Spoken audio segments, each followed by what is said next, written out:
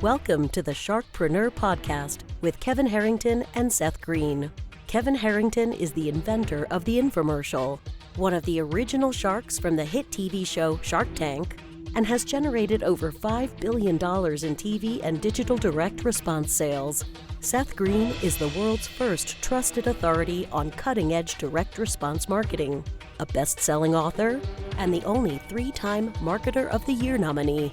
On the podcast, Kevin and Seth interview sharkpreneurs who share straight talk on what it takes to explode your business. Why do so many businesses struggle while others seem to explode overnight? Do you wish you had the secret to this type of exponential growth? Now, I've scaled more than 20 businesses to over $100 million, and it's not just luck. In my new book with Mark Tim, Mentor to Millions, you'll learn the repeatable framework I use in all my business ventures for massive success. Order at kevinmentor.com and get over $1,000 in bonuses. Head to kevinmentor.com. Welcome to the podcast. This is your co-host, Seth Greene. Today, I've got the good fortune to be joined by Shane Sams from flippedlifestyle.com and the Flip Your Life Blueprint. Shane, thanks so much for joining us. Seth, I am pumped up to be here, man. I'm just hanging out here. I got to go get my kids in a minute from the bus stop, and then everything's going to be good. But I'm glad we can talk a little business today before I get to go be a dad this afternoon. Absolutely. Well, your kids must be younger than mine because they get out earlier than mine do. So I totally understand. Let's go back in time a little bit. How did the Flipped Lifestyle, the Flipped Blueprint, the Flipped Podcast, how did all that get started? Yeah, man. Well, I see about 2012, I was a school teacher in Southeast Kentucky. And my wife, Jocelyn, was also a school teacher. She was an elementary school librarian. And one day I was dropping my son off at daycare, and he let me know that one of the workers there was scaring him. I would later find out that there was actually a lot of like violent abuse going on in this daycare center. Oh my God. But at this moment, I didn't know that. And I tried to get like the day off work, but the subs were already out. And my boss actually told me, hey, if your son's not for sure in immediate danger, you're going to have to handle your personal problems after work. And Wow. bro, I just decided in that moment, I did not want to be a school teacher. I didn't want to work for anybody anymore. I was going to take control of my income so I could have freedom. And like when my kids needed me, I could be there for them. And I discovered actually through podcasting, online business. I figured out that you could monetize your knowledge, your wisdom. You could coach people, sell courses.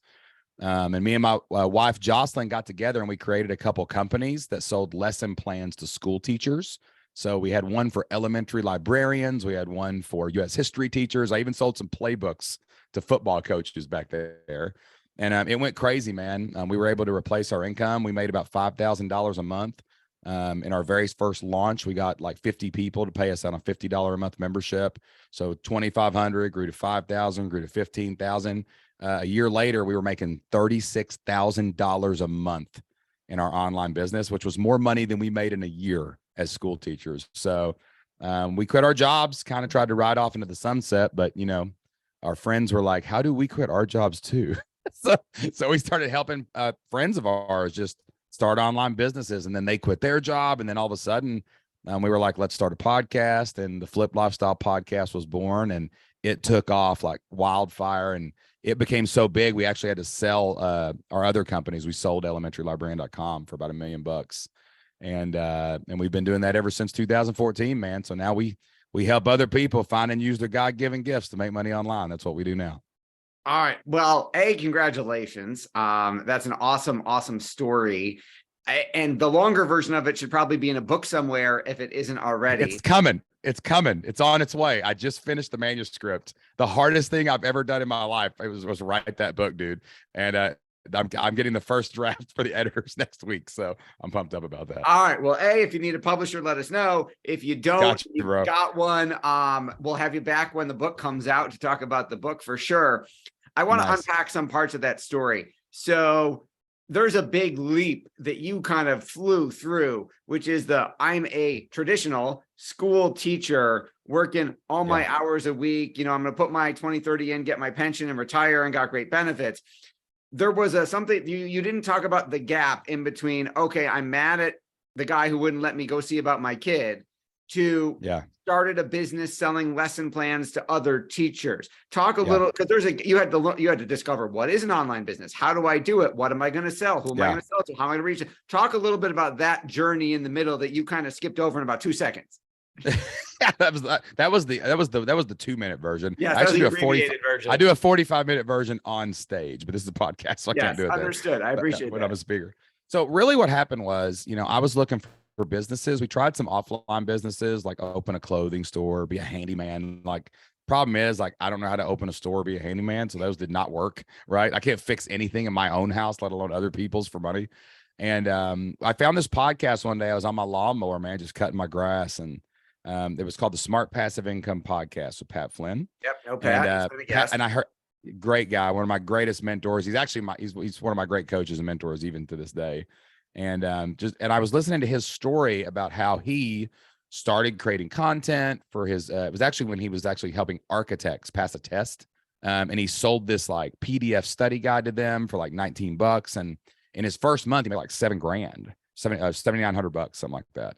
And I was just thinking, like, man, everybody's got knowledge, everybody's got wisdom, everybody's got God-given gifts. And I thought, there's got to be something we can do to do that. So how does this work? So back then, man, all this was new. Like, the internet, online business has only been around 20 years, period. And we were like, in 2012, we were just trying to duct tape and piece it all together. But the big core components I figured out were, one, we've got to create content for free that helps people they can find on Google. So Jocelyn and I started blogging and podcasting about that time. The next thing I figured out was, and this was actually probably the most important thing I learned early on, it's not enough to build an audience. People, there's a lot of broke influencers out there with 1 million followers on Instagram, okay? Don't be an influencer. You don't want to be an influencer. What you need is, you get an audience, but then you get them to join an email list. That was the key to everything, because when Jocelyn would put her podcast out, the Elementary Librarian Podcast, that was really very niche, but like she would give it a free resource every episode. So they would give us their name and email. And we built this little email list of about 250 people. But we realized you didn't need a big audience to make a full-time living online. I mean, we only made $5,000 a month combined income as school teachers in Southeast Kentucky.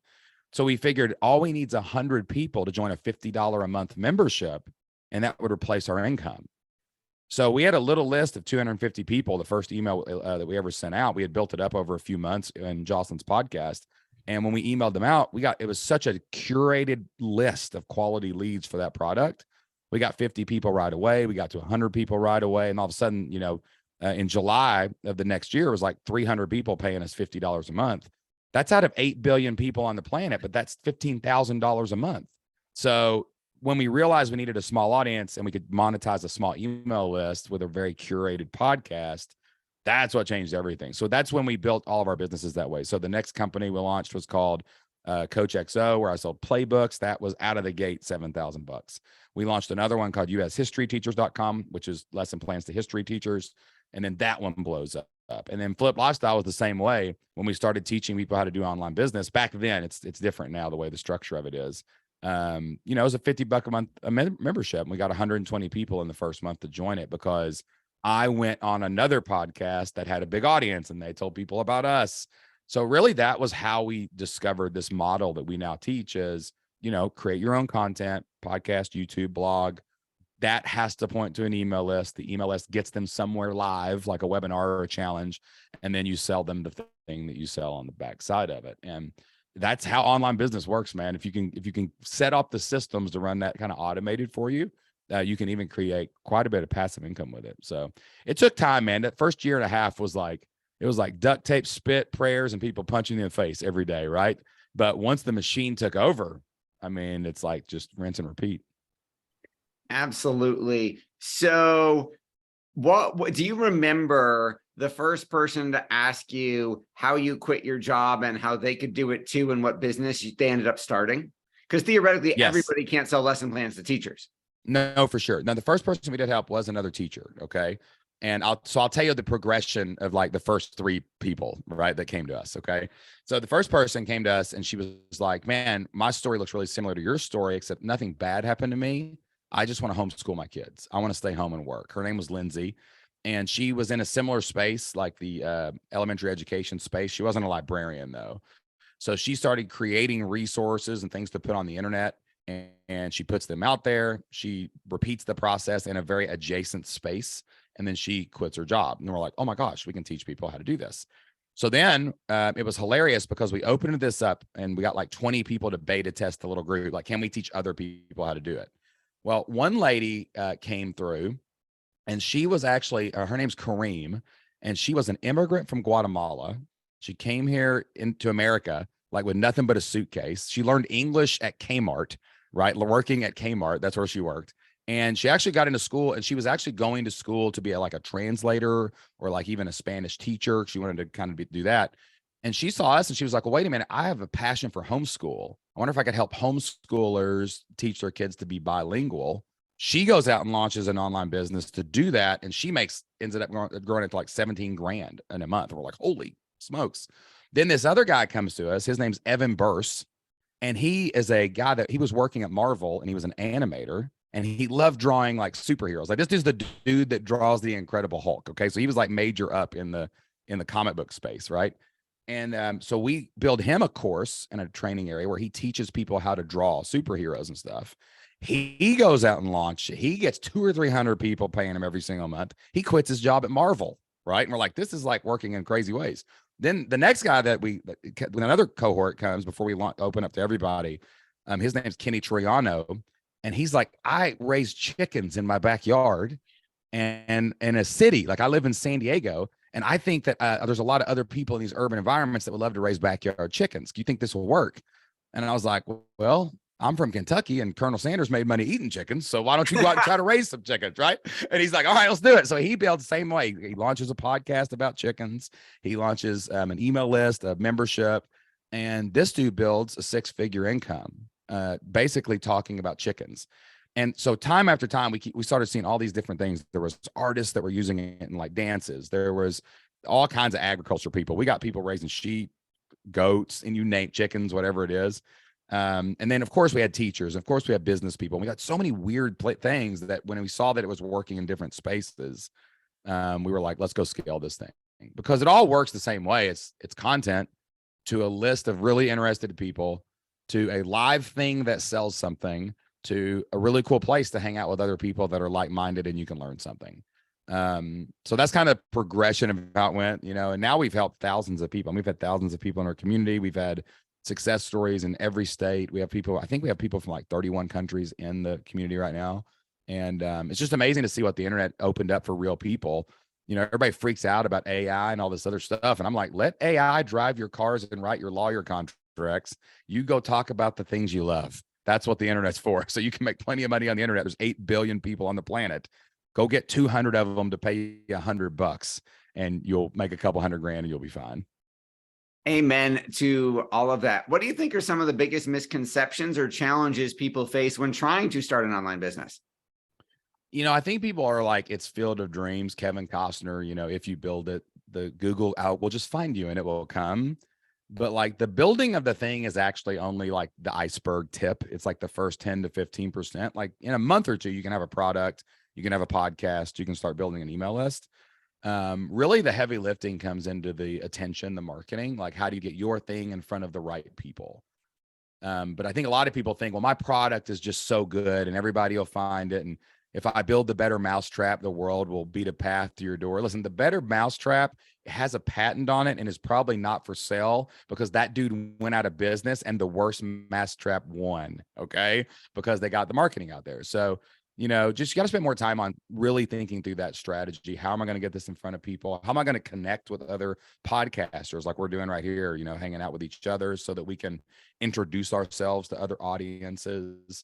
But it's not just about the best product. It's really just about being the best authentic person you are with a good product that can solve the problem, and go meet people that want that. That's what you got to do. So most of your job online is just marketing. And, but it's not marketing like, what is it called? Mad Men. You're not like a marketer that on the show.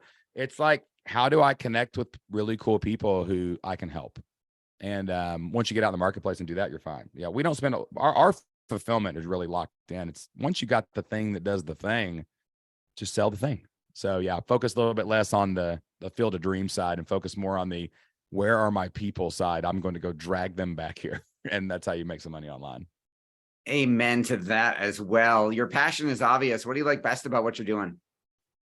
Oh, dude, man, my job's crazy, man. I get to change lives for a living. You know, like we have my favorite part of my day. So now, you know, I always caveat anytime I'm talking about what I do now as don't do what I do what I did, because you got to look at the start of my journey if you want your journey to start. You can't really look at what I'm doing now. But like when I'm meeting with my team or I'm running Slack or I'm doing those things, like where I'm getting all this machine kind of moving around. We have a Slack channel and it's called Testimonials.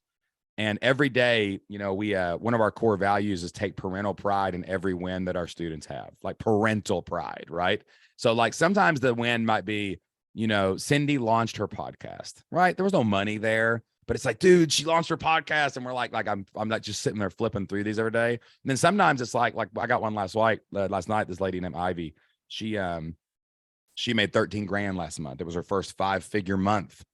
Right. And then you see that happen and you're just like, it's so excited, like every single day, like these little wins, because my favorite quote, like of all motivational quotes, actually comes from Mother Teresa.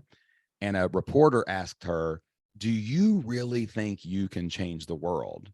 And Mother Teresa said back to him, no, but I can cast my stone out upon the waters and cause many ripples. So that's my absolute favorite part about what we get to do is like the ripples that come out. Like every time someone picks up their stone and throws it and starts their own business, and, you know, they go help the chicken people that I could never help.